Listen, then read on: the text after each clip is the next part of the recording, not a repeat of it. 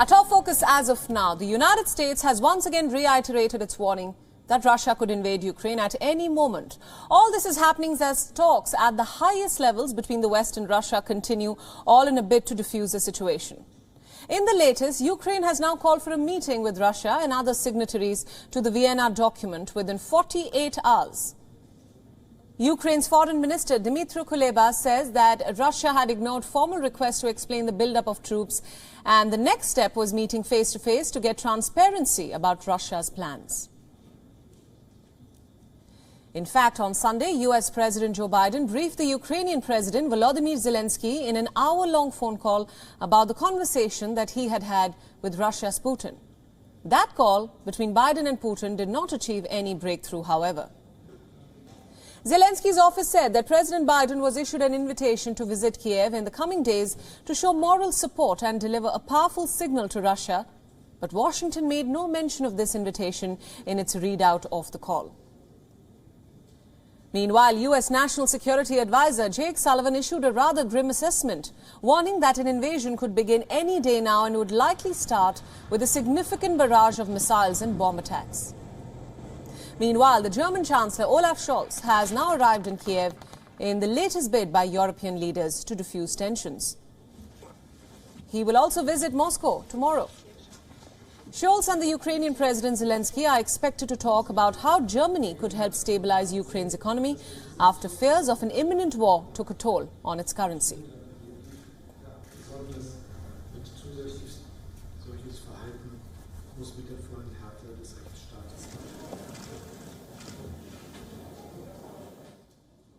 For more updates, joining us live now is Yegor Brilian, a special correspondent of the International Cooperation Desk at the information agency Army Inform.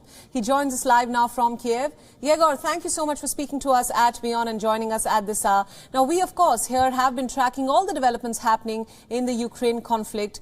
Ukraine has called for a meeting with Russia and other signatories to the Vienna Document within 48 hours for more transparency, so to speak. How is Russia expected to respond?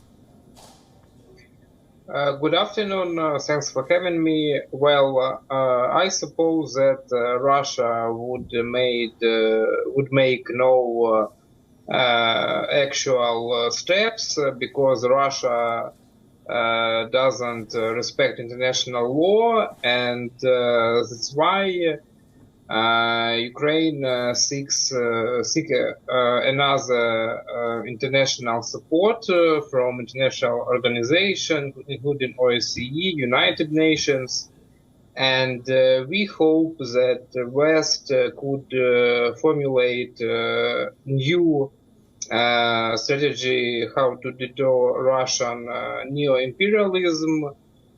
Because all world need to understand that Russia is a threat not only to Ukraine, not only to European Union, but for the whole world. Right. We see that Russia is undermining, for example, French influence in Mali.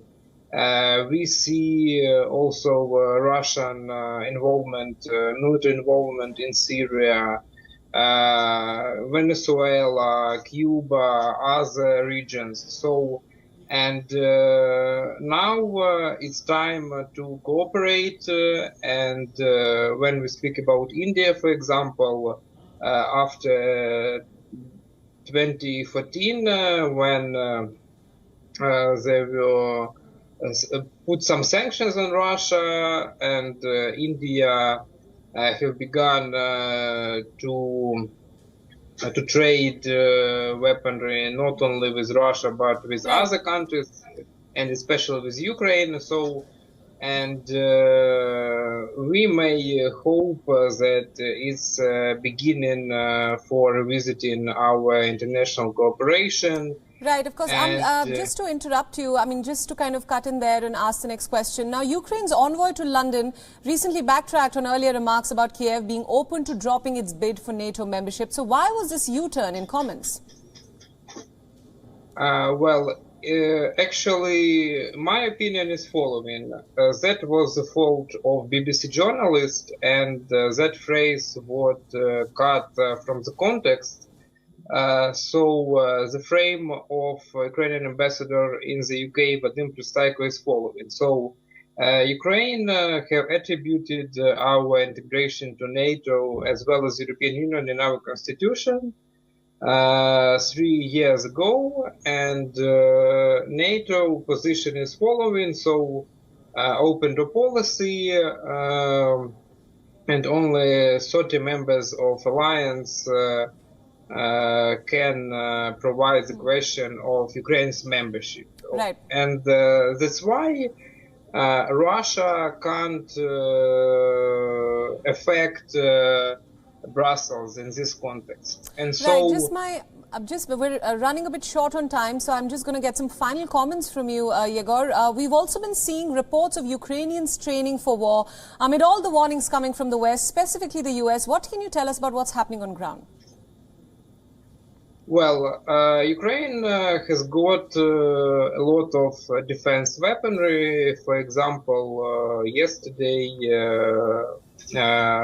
Stingers from Lithuania arrived, actually American Stingers, but when the Department of State allowed the Baltic states to provide Ukraine this military support. And so we've got some defense missiles, and up for now, some embassies have decided to move to Lviv, right, to Western Ukraine. But speaking from Kiev, I want to say that there is no panic, and the Ukrainian army and Ukrainian population is ready to any scenario, and we want to have diplomatic way in resolving this war, but right, Russia doesn't want to do it. Right. Yegor, thank you so much for all those insights, and thank you for joining us on WION at this hour. WION World is now available in your country. Download the app now and get all the news updates on the move.